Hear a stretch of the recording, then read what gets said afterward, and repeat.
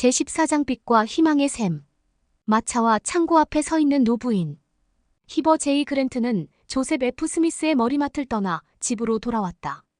히버는 잠을 이룰 수가 없었다. 그래서 그는 스미스 회장의 가장 최근 연차대회 말씀을 읽고 또 읽었다. 히버는 죽어가는 선지자를 생각하며 눈물을 흘렸다. 소년 시절에 그는 젊은 사도였던 조셉 F. 스미스가 자신의 와드에서 말씀을 할 때마다 전율을 느꼈다. 지금도 스미스 회장의 설교를 들을 때면 히버는 경외감을 느꼈다. 그는 자신의 설교는 그에 비하면 아무것도 아니라고 생각했다. 히버는 다음 날 아침 6시 30분이 막 지나서야 잠이 들었다. 잠에서 깨어났을 때 그는 스미스 회장이 폐렴으로 숨을 거두었다는 소식을 듣게 되었다. 며칠 후 선지자의 가족과 친구들이 묘지에 모였다. 독감이 유타 전역에 퍼지자 유타주 보건국은 모든 대중 집회를 금지시켰고 조문객들은 묘지에서 비공개적으로 하관식을 했다. 히버는 짧은 헌사로 조셉을 기렸다. 저는 그분과 같은 사람이 되고 싶었습니다.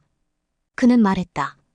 지금껏 살았던 사람 중에 살아계신 하나님과 우리의 구속주에 대해 그분보다 더 강한 간증을 가진 사람은 없었습니다. 장례식 다음 날인 1918년 11월 23일 사도들과 감리 축복사는 히버를 교회 회장으로, 안톤 룬드와 찰스 펠로즈를 그의 보좌로 성별했다. 친구들은 히버의 지도력에 대한 신뢰를 표했지만 그는 자신이 스미스 회장의 뒤를 잇는 것에 대해 의구심이 들었다. 히버는 25살 때부터 12사도 정원회에서 봉사했으나 제1회장단에서 봉사한 경험은 없었다. 반면 스미스 회장은 교회 회장으로 부름받기 전에 수십 년 동안 보좌로 봉사했었다. 또한 조셉 F. 스미스의 회장단은 수많은 성과를 거두었다. 그의 임기 동안 교회 회원 수는 거의 2배가 되어 이제는 50만 명에 육박했다. 조셉 F. 스미스는 아론 신권 직분의 의무를 명확히 하고 교회 정원회 및 조직의 모임과 공과를 표준화하는 등 신권 정원회의 전반적인 개혁을 시작했다. 그는 또한 언론과 인터뷰를 하고 교회의 과거 관행과 가르침에 대한 논란을 해결함으로써 사람들이 더 좋은 시각으로 교회를 볼 수 있게 했다. 1915년에 조셉 F. 스미스는 가정의 밤을 시작했으며 가족들에게 매달 하루 저녁을 기도와 노래, 복음, 교육 및 오락에 할애하도록 요청했다. 이런 유산에 위축된 히버는 점점 더 불면이 심해졌다. 새로운 부름에 대한 부담을 덜기 위해 그와 그의 보좌들은 스미스 회장이 맡았던 여러 지도자 책임 중 일부를 다른 사람들에게 위임했다. 히버는 스미스 회장이 했던 것처럼 교회의 본부교육위원회 위원장을 맡았지만 주일학교 본부교육감 부름은 사도 데이비드 오 맥케이에게 주었다. 그는 또한 사도 앤서니 이빈스를 청남 상호양 상회의 지도자로 임명했다. 다만 그는 은행과 보험업계에 종사하며 다년간 사업가로서 경력을 쌓아온 사람이었기에 교회가 관리하는 회사들만큼은 자신이 직접 감독하기로 했다. 하지만 그는 여전히 불안해했다. 친구들과 교회 동료 지도자들의 강권에 따라 그는 아내 아우구스타와 함께 캘리포니아 해안으로 휴가를 떠났다. 그곳에서 히버는 스미스 회장의 서거 이후 처음으로 단잠을 잘 수 있었다. 몇 주 후에 아우구스타와 함께 솔트레이크 시티로 돌아온 그는 이미 휴식을 취했고 다시 일할 준비가 되어 있었다. 전 세계적으로 유행하는 독감 때문에 1919년 초반 동안에는 히버가 원하는 만큼 자주 성도들에게 말씀을 전할 수 없었다. 이미 독감으로 목숨을 잃은 교회 회원은 1000명이 넘어서고 있었다. 히버와 그의 보좌들은 공중보건 문제를 우려하여 연차 대회를 6월 첫째 주로 연기하기로 결정했다. 그들은 정규 성찬식을 재개하게 되면 스미스 회장이 성도들의 건강을 보호할 영감 어린 예배 방식을 도입해 두었다는 것을 알고 위안을 얻었다. 예를 들어 교회는 역사적으로 거의 내내 성찬을 취할 때 하나의 컵을 공용으로 사용해왔다. 그러나 1910년대 초에 세균에 대한 정보가 더 잘 알려지게 되면서 스미스 회장은 유리나 금속으로 된 개별 성찬 컵을 사용할 것을 권장했다. 히버는 전염병 퇴치면에서 그런 혁신적인 방법이 건강에 유익이 되리라는 것을 알았다. 세계적 전염병의 기세가 약해진 11월, 그는 라이의 성전을 헌납하기 위해 하와이로 갔다. 다시 한번 히버는 하와이 사람들의 언어를 구사하고 그들의 관습을 이해했던 스미스 회장과 자신을 비교하지 않을 수 없었다. 성전은 헌납식에 참석한 사람들로 발 디딜 틈이 없었다. 많은 사람들에게 그날의 행사는 수년간의 진지한 기도와 충실한 봉사의 정점이었다. 것이었다. 솔트레이크 성전 근처에서 살기 위해 유타 이오세파의 하와이 마을로 이주했던 성도들도 이제는 새로운 성전에서 예배하고 봉사하고자 정착촌을 떠나 고향으로 돌아왔다. 히버는 전임자들처럼 헌납 기도문을 미리 준비했다. 그는 비서에게 기도문을 받아쓰게 하면서 성령으로부터 오는 영감을 느꼈다. 그는 아우구스타에게 이렇게 말했다. 그건 내가 평소 하는 기도보다 훨씬 뛰어난 것이었어요. 그것을 준비하도록 도와주신 주님께 진심으로 감사드려요. 히버는 해의 왕국실에 서서 조셉 F. 스미스, 조지 큐 캐넌, 조너선 나펠라, 그리고 하와이에 교회를 세운 다른 사람들에 대한 감사를 표했다. 그는 주님께 태평양 제도에 있는 교회 회원들이 계보를 수집하고 죽은 자들을 위해 구원 의식을 행할 수 있도록 그들에게 힘을 축복해 주시기를 간청했다. 그 후 히버는 딸들에게 보내는 편지에 그 경험을 다음과 같이 적었다. 나는 스미스 회장님이 우리 곁에 계실 때와 비교될 정도로 그 모임에서 영감이 떨어지지는 않을까 하는 상당한 불안감과 두려움에 휩싸여 있었지. 하지만 지금은 내가 불안해할 이유가 없었다는 것을 알겠구나. 히버 제이 그랜트가 하와이에 있는 동안 본부 상호부조의 서기인 에이미 브라운 라이머는 전문사회복지사 회의에서 연설을 마치고 돌아왔다. 지난 3년 동안 그녀는 가난하고 궁핍한 사람들을 도울 최신의 방법을 배우기 위해 여러 비슷한 회의에 참석했었다. 그녀는 새로운 접근법이 상호부조회의 자선활동을 개선하는 데 도움이 될 것으로 믿었다. 최근 들어 상호부조회는 어려움에 처한 성도들을 돕기 위해 적십자와 같은 외부 단체들에 점점 더 의존해 오고 있던 터였다. 남편인 리처드 라이먼이 시카고에서 공학을 공부하고 있을 때 에이미는 사회복지 사업에 흥미를 느꼈다.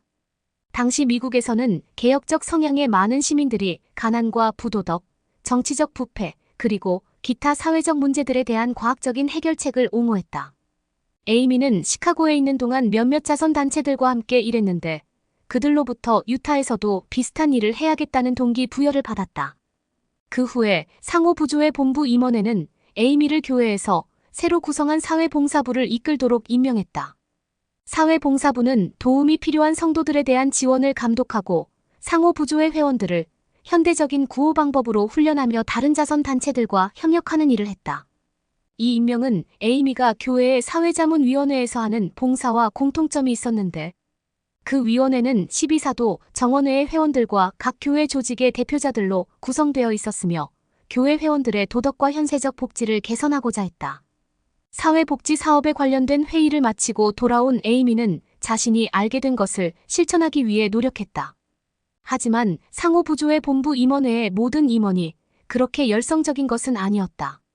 일부 사회복지사는 급여를 받았기 때문에 수사 게이츠는 자원에서 해야 할 일들이 영리화가 되었다고 여겼다. 수사는 또한 사회복지 사업이 교회에 게시받은 방식, 즉 감독이 원조 자원을 모으고 궁핍한 이들에게 나누어주는 책임을 지는 가운데 자선봉사를 수행하는 방식을 대체해버리는 것은 아닐지 걱정스러웠다. 하지만 수사가 가장 우려했던 것은 사회복지 사업이 상호부조회가 전하는 메시지에 초석인 하나님 자녀들의 영적 성장보다는 현세적 복지에 초점이 맞춰진 듯하다는 점이었다. 임원회는 수사와 에이미의 의견을 고려하여 결국 타협안에 합의했다. 그들은 궁핍한 성도들을 돌보는 일은 상호부조회의 신성한 의무이지 적십자와 같은 단체들이 앞장서서 해야 할 일이 아니라고 생각했다. 그러나 그들은 와드 상호부조회를 현대적인 사회복지 사업 방식으로 훈련하고 제한된 수의 유급 사회복지사를 고용하며 원조 자원이 적절하게 분배되고 있는지 확인하기 위해 각 지원 요청을 검토하는 것을 승인했다. 감독은 여전히 금식 헌물의 사용처를 결정하는 일에서 최종 책임을 지지만 상호부조회 회장 및 사회복지사와 함께 그 일을 협의할 것이었다. 1920년부터 상호부조회 회원들은 사회복지 사업에 관한 월간 강좌를 공부했다. 사회자문위원회는 또한 새로운 사회복지사를 양성하기 위해 브리검 영 대학교에 6주간의 학예 강습회를 개설했다. 65개의 스테이크 상호부조회에서 거의 70명의 대표자들이 강습회에 참석했다. 그들은 개인이나 가족의 필요사항을 파악하고 어떻게 하면 도움을 가장 잘 줄 수 있을지 결정하는 방법을 배웠다. 에이미는 건강, 가족복지 및 관련 주제에 대한 강습회의 수업을 감독했다. 강습회는 또한 사회복지 사업에 관한 강의를 할 수 있는 권위자 한 명을 뉴욕시에서 뽑아왔다. 1920년 7월에 이 과정이 끝났을 때 이 과정을 수료한 여성들은 6시간의 대학 학점을 받을 수 있었다. 그들은 이제 각자 소속된 지역의 상호부조회로 돌아가 자신들이 배운 것을 나누며 성도들 사이에서 이 조직의 일을 개선할 수 있었으므로 에이미는 만족스러워했다. 학예 강습회가 끝난 지 3개월 후 그랜트 회장은 사도 데이비드 오 맥케이가 아시아와 태평양을 다니면서 그 지역에 있는 성도들의 필요 사항에 대해 더 알아볼 것이라고 발표했다. 그랜트 회장은 대절의 뉴스와의 인터뷰에서 다음과 같이 말했다. 그는 선교부들에 대한 전반적인 조사를 하고 그곳의 상황을 살피며 그곳에 관한 자료를 수집할 것입니다. 간단히 말해서 일반적인 정보를 얻을 것이란 뜻입니다.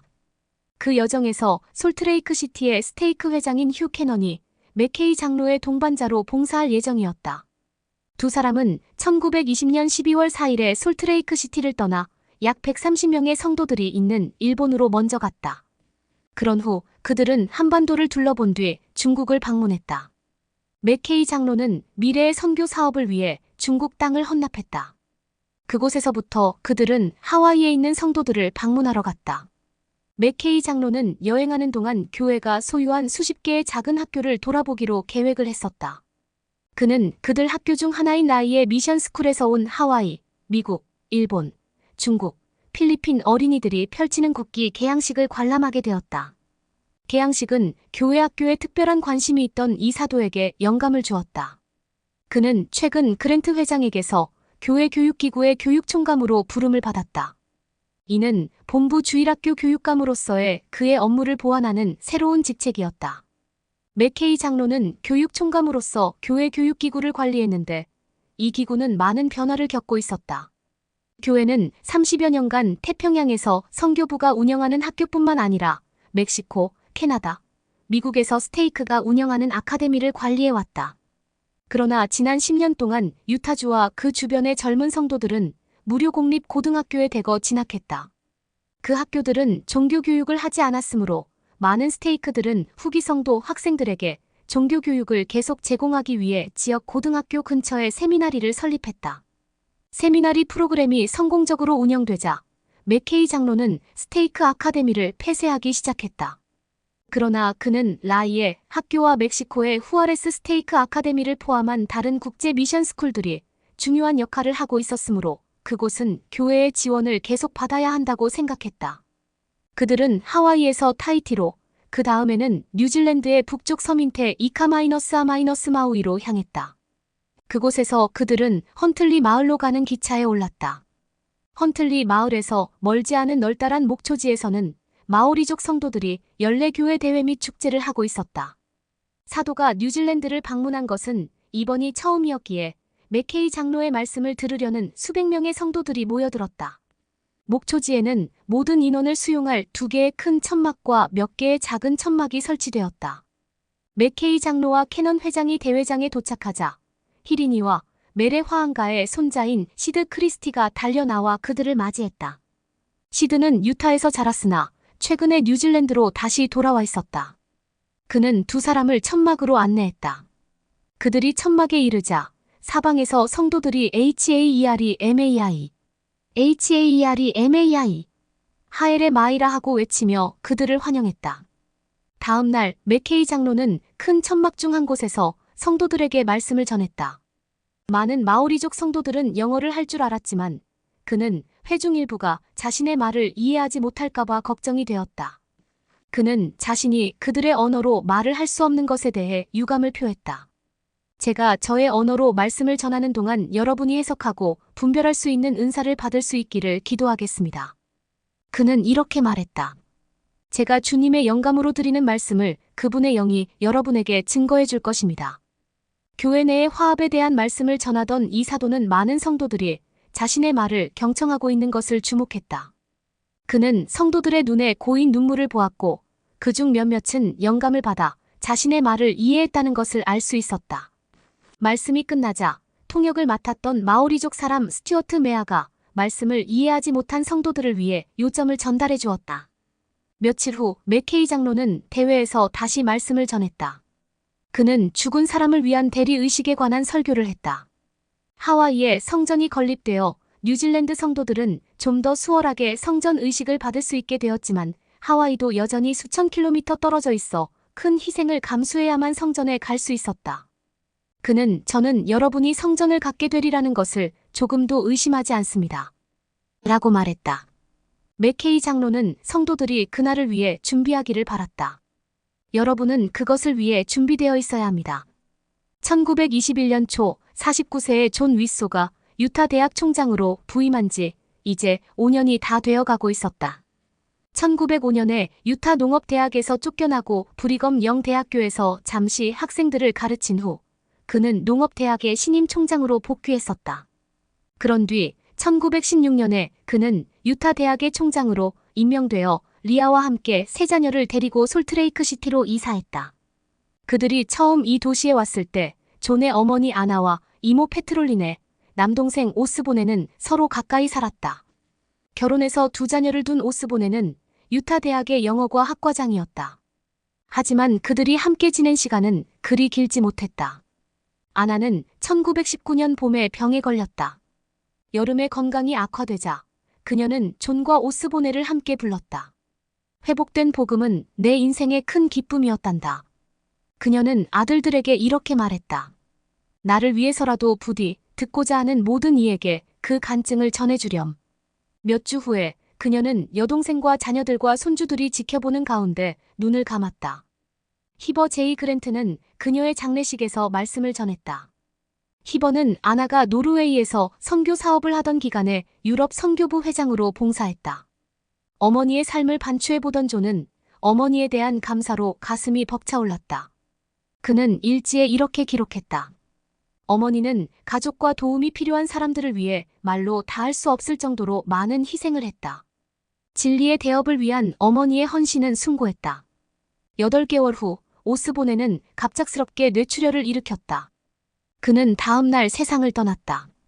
내 하나뿐인 동생이 죽었다. 존은 슬퍼했다. 이제는 나 혼자 남았다.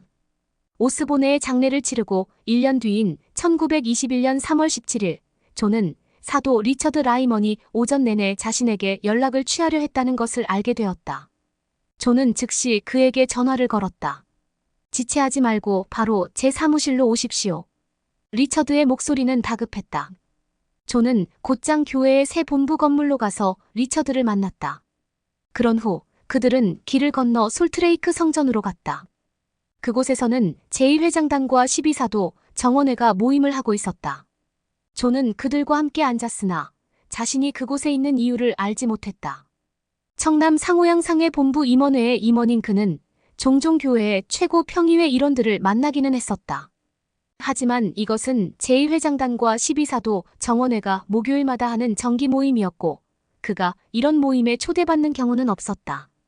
모임을 이끌던 그랜트 회장은 교회 업무 중 몇 가지 사항에 대해 논의했다. 그런 후 그는 존에게 최근 안톤 룬드의 서거로 생긴 12사도 정원회의 공석을 채우도록 부름을 주었다. 부름을 받아들이겠습니까? 그랜트 회장이 물었다. 존은 순간 시간이 멎는 듯했다. 미래에 대한 생각들이 번뜩이며 머릿속을 스쳐갔다. 만일 이 부름을 받아들인다면 이제 자신의 삶은 주님의 것이라는 것을 그는 알았다. 그러면 학자로서 쌓아온 경력도 그가 거기에 헌신한 세월에도 불구하고 더 이상 중요시되지 않을 것이다. 능력이 부족한데 가능하겠는가? 그 부름을 받을 만한 자격이 있긴 한 걸까?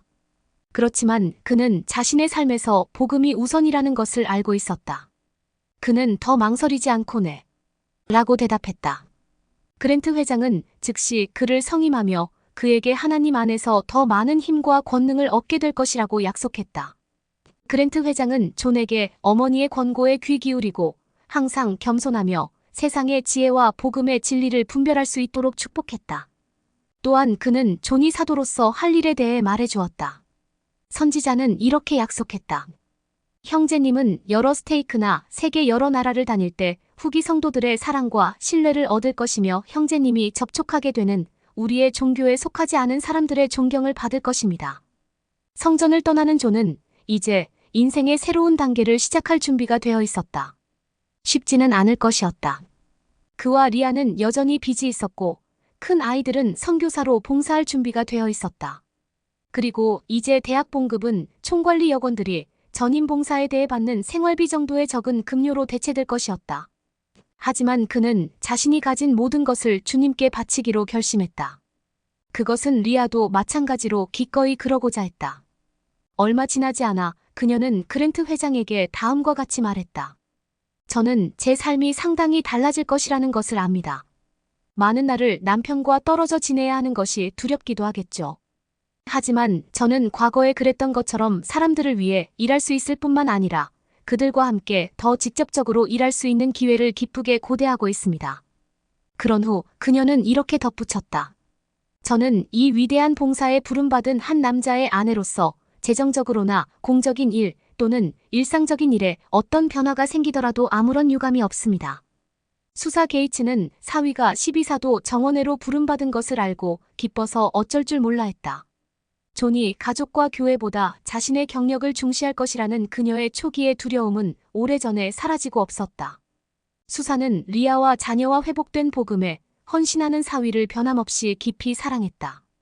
그녀는 존에게 조언을 가득 담은 긴 편지를 쓰며 그 새로운 성역에 대한 희망을 전했다. 수사는 여전히 상호부조회와 다른 교회 조직에서 일어나는 변화들을 걱정했다. 오늘날 세상은 영적으로 굶주려 있는 상태야. 그녀는 존에게 그렇게 말했다. 수사는 점점 더 많은 교회 회원이 구원을 영적인 진보보다는 지적 및 윤리적 발전의 문제로 보고 있다고 생각했다. 그녀는 사위에게 이미 내면에 영생의 씨앗을 심었으나 영적으로 휴면기에 있는 남성과 여성을 깨우라고 촉구했다. 그 씨앗을 키우는 것이 농악의 대가인 자네의 일이야. 수사는 이렇게 썼다. 결국 이 각각의 영혼 속에는 아주 작고 깊은 진리의 웅덩이와 하나님의 사랑이 자리 잡고 있지. 정신적 무기력의 덤불을 조금 치우기만 하면 빛과 희망의 샘으로 솟아날 걸세. 존의 부름은 특히나 에이미 라이먼과 다른 사람들이 상호부조회를 계속해서 새로운 방향으로 이끌면서 수사가 교회에서 자신의 영향력이 줄어들고 있다고 여기던 때에 왔다. 상호부조회 임원회의 일부 임원들은 이 조직에 새로운 활력을 불어넣고자 하는 바람에서 히버 제이 그랜트에게 에멀라인 웰스를 상호부조회 회장에서 해임하도록 조용히 간청하기도 했다. 이제 93이 된 에멀라인은 선지자 조셉 스미스를 알고 있는 생존자 중 유일한 교회 여건이었다. 몸이 허약하고 건강이 좋지 않은 그녀는 종종 자리에 누워 지냈으므로 제1보좌인 클러리사 윌리엄스가 임원회 모임에서 상호부조회 업무를 수행할 때가 많았다. 히버의 보좌들과 12사도 정원회도 마찬가지로 상호부조회의 새로운 지도자들이 필요하다고 여겼다. 그러나 히버는 에멀라인을 해임하는 것을 꺼려하며 인내를 부탁했다. 엘리자 알 스노우 이후로 모든 본부 상호부조회 회장은 생을 마감할 때까지 봉사했다. 그리고 그는 에멀라인을 사랑하고 존경했다. 히버의 어머니가 솔트레이크시티 제13와드의 상호부조회 회장으로 30년간 봉사했을 때 에멀라인은 그녀의 석이었다. 10여 년 전에 세상을 떠난 히버의 아내 에밀리는 웰스 가족의 일원이었으므로 히버는 그들과 깊은 유대감을 느꼈다. 그런 그가 어떻게 에멀라인을 해임할 생각을 할 수 있겠는가? 하지만 제2회장단과 12사도 정원회는 상호부조회 본부 임원회의 임원들과 더 상의를 한 후 에멀라인을 해임하는 것이 상호부조회에 가장 유익이 된다는 결론을 내렸다. 히버는 에멀라인의 집에서 직접 그녀를 해임했다. 에멀라인은 침착하게 받아들였지만 이 일은 그녀에게 깊은 상처를 주었다. 다음 날 열린 1921년 봄 상호부조회 대회에서 본부 상호부조회의 새로운 회장으로 클러리사 윌리엄스가 지지되었다. 본부 임원회의 임원들도 대부분이 해임되고 새로운 임원들이 부름을 받았다. 수사는 조직 개편 이후에도 본부 임원회에 남아있던 여성들 중 한 명이었다. 그녀는 그랜트 회장이 에멀라인을 해임한 것이 옳았다고 생각했지만 그 다음에 일어날 일들에 대해서는 경계하고 있었다. 1921년 4월 14일 새로운 임원회의 첫 모임에서 클러리사는 조직에 대한 몇 가지 변경 사항을 발표했다.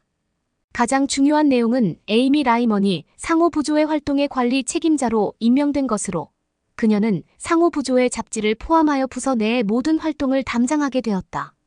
수사는 그 정기 간행물의 편집장 자리를 유지했지만 클러리사의 지시에 따라 그 직책은 해마다 임명할 수 있게 되었다. 잡지와 관련된 수사의 미래를 이제 더는 보장할 수 없었다. 이러한 변화가 곤혹스러웠던 수사는 사회복지 사업 분야에서 에이미와 의견이 엇갈렸던 것이 여기에 영향을 끼친 것은 아닌지 의문스러웠다. 엿새 후 수사는 에멀라인을 방문했는데 이제 그녀는 더 많은 시간을 침대에 누워 지냈고 종종 자신이 해임된 일로 눈물을 흘렸다. 에멀라인의 딸인 애니와 벨은 늘 곁을 지키며 어머니를 위로하려고 애썼다. 수사는 최선을 다해 이 오랜 친구를 격려했다. 에멀라인 자매님, 모두들 자매님을 사랑해요. 수사의 말에 에멀라인은 그랬으면 좋겠어요. 라고 대답했다. 그렇지 않다면 어쩔 수 없죠. 4월 25일에 에멀라인은 조용히 생을 마감했다. 수사는 임프루브먼트 일화에 그녀를 극찬하는 헌사를 기고했다. 수사는 에멀라인이 여러 해 동안 시인, 우먼스 익스포넌트의 편집장, 그리고 최근 미국 헌법의 법률로 제정된 여성 참정권의 확고한 옹호자로서 활동한 것을 치하했다. 그러나 수사가 에멀라인의 공적에 대해 아껴둔 가장 큰 찬사는 1876년에 그녀가 브리검 영으로부터 처음 받은 임무였던 곡물 저장이었다. 수사는 상호부조회의 곡물이 전 세계에 고통받는 사람들을 도왔다고 기록했다. 웰스 부인의 삶에 나타난 두드러진 특징은 결연한 의지력이었다. 그녀의 포부는 원대했고 그녀의 목적은 고귀했다. 그 안에서 그리고 그것을 통해 진리는 그녀의 간증으로 이어졌고 그 간증은 그녀의 버팀목이 되었다. 또한 그로 말미암아 그녀는 언덕 위에 세워진 등불이 되었다.